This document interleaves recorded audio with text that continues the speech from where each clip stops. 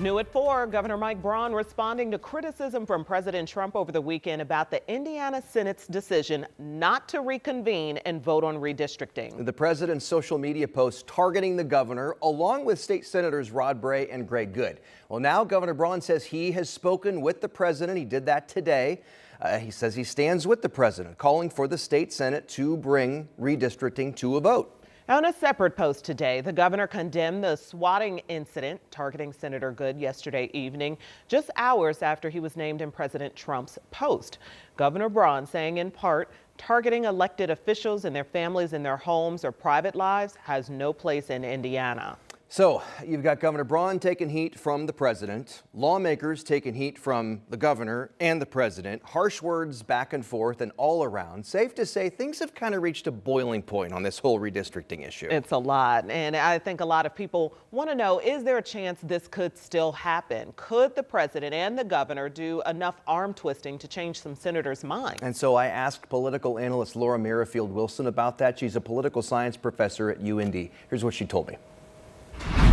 They certainly could do it. The December 1st through 12th is probably still cleared off in legislators' schedules. That's when they were anticipating to meet and discuss redistricting.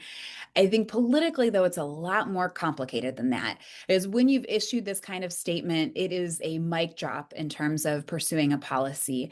And we're coming up to Organization Day tomorrow. So a lot of the legislators probably want to focus on their agenda items, the policies they care about, and what they really want to see happen in January when the state legislature comes back in full session. I asked a political strategist today, do you think that this could still happen? And he said if they can get enough, if the president and the governor can get enough people to publicly come out in support, then maybe.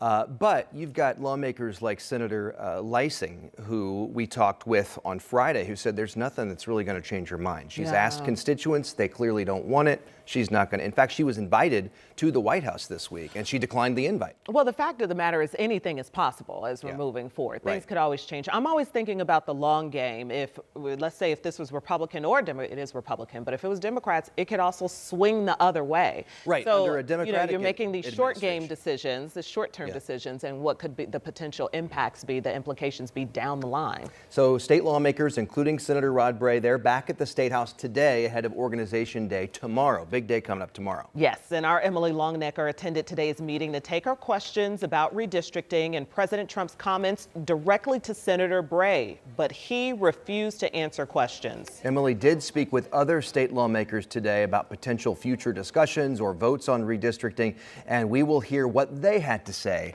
ahead on 13 News starting at 5.